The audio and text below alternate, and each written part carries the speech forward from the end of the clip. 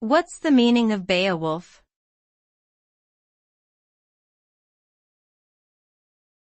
Beowulf.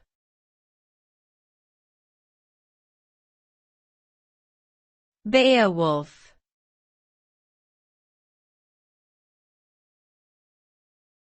Beowulf.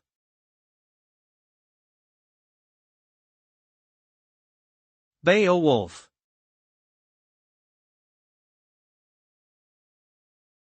Beowulf is an Old English epic poem composed around 1000 AD. The word Beowulf is the name of the epic hero, a great warrior who battles three monsters to defend his people.